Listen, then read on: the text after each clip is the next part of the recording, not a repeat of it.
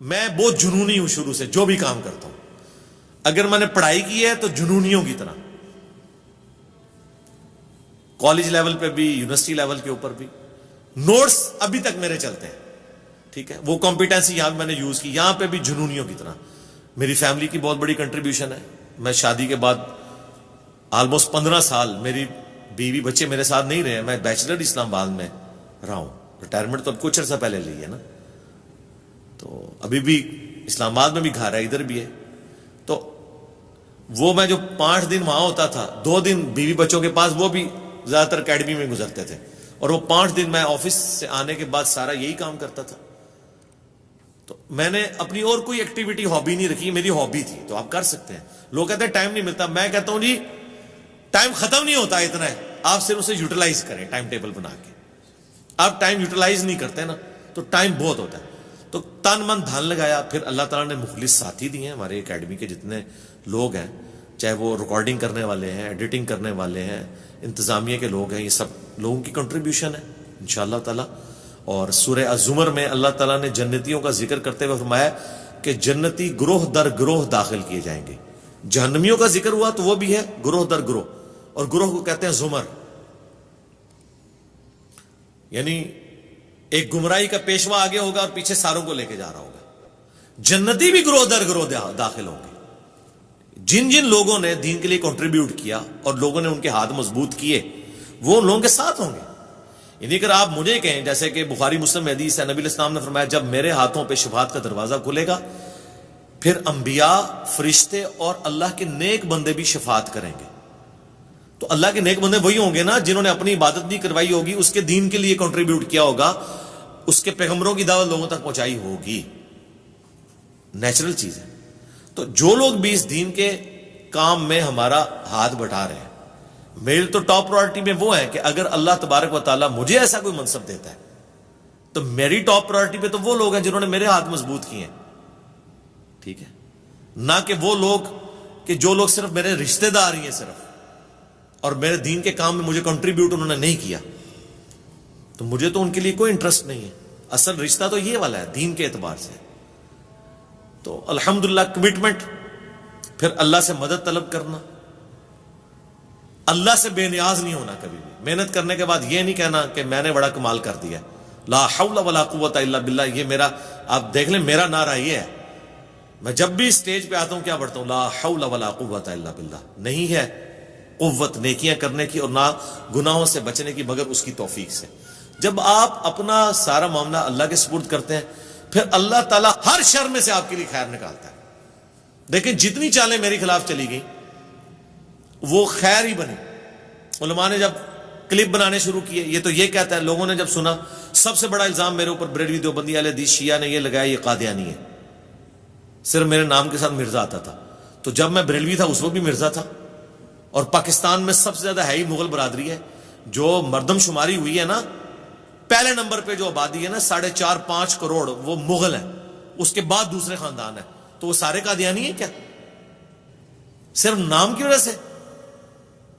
تو اس طریقے سے انہوں نے کیا، تو مجھے موقع مل گیا، میں نے اپنے معاملات کلیئر کیے۔ پھر میں نے صرف یہ نہیں بتایا کہ میں قادیانی نہیں ہوں، میں نے یہ بتایا کہ یہ جو مجھے قادیانی کہہ رہے ہیں نا، ان کا ایک ابا تھا جو اشرف علی تھانوی رسول اللہ کو انڈورس کر کے گیا ہوا ہے، اور دوسروں کے ابے نے چشتی رسول اللہ پڑھوایا ہوا ہے۔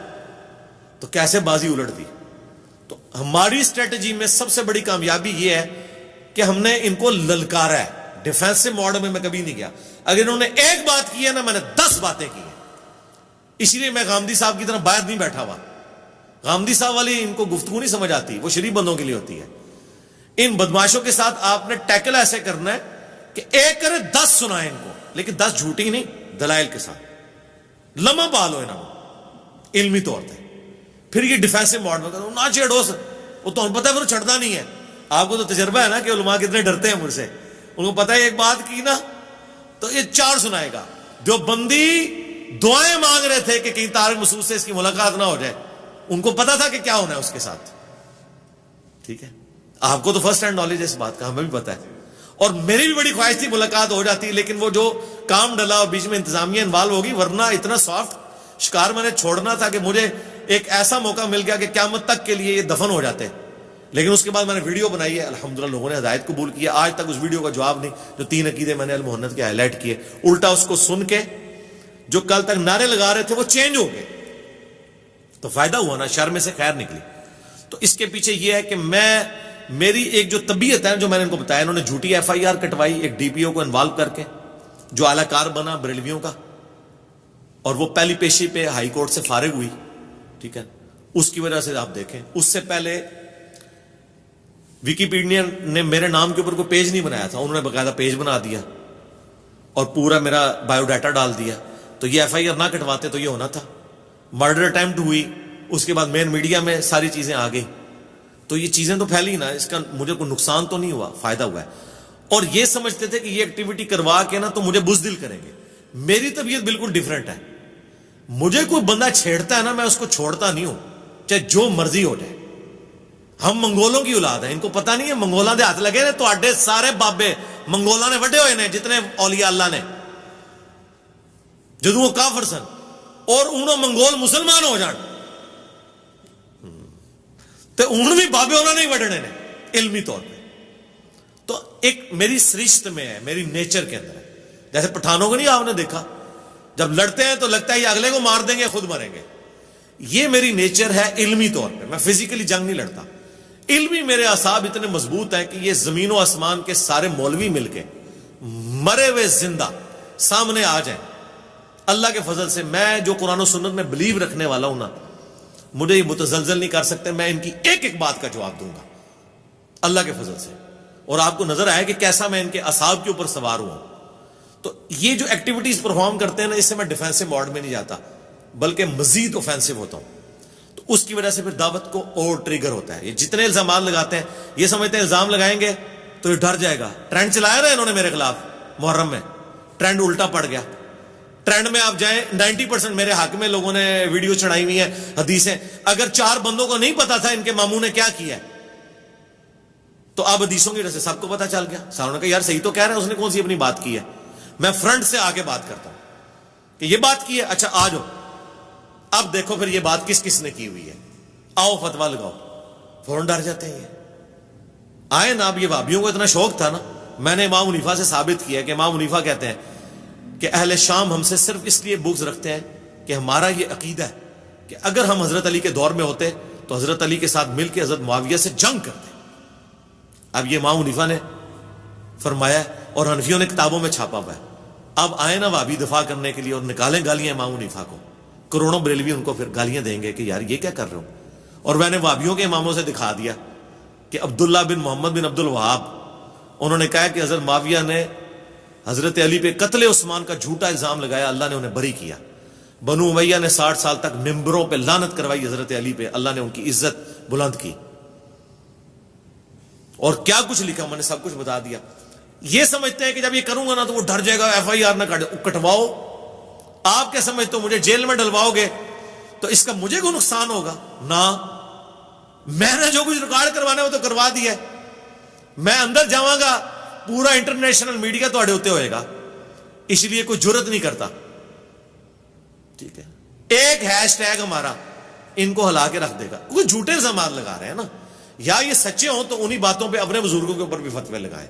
ان کو پتہ ہے قرآن و سنت میں ہوا ہوا ہے, سب کچھ یہ لکھا ہوا ہے, پرانے سلف لکھ کے ہے. ان کو تکلیف صرف یہ ہے کہ یہ جو باتیں کرتا ہے نا, یہ پبلک کو کیوں بتا رہا ہے. چشتی رسول اللہ لکھا تھا تو اپنے تک رکھتا, نہ لکھا میں نے, چھاپا میں نے, نہ انہوں نے لکھا انہوں نے چھاپا, میں نے تو ہائی لائٹ کیا.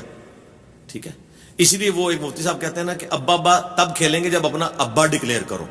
کیونکہ ہمارا, یعنی ان کا کہنے کا مقصد تھا کہ میرا ابا تو پاؤڈری چرسی ہے, لیکن اس کا جواب تو میرے پاس نہیں ہے سوائے اس کے کہ میں ثابت کروں کہ تیرا ابا بھی یہی کر کے گیا.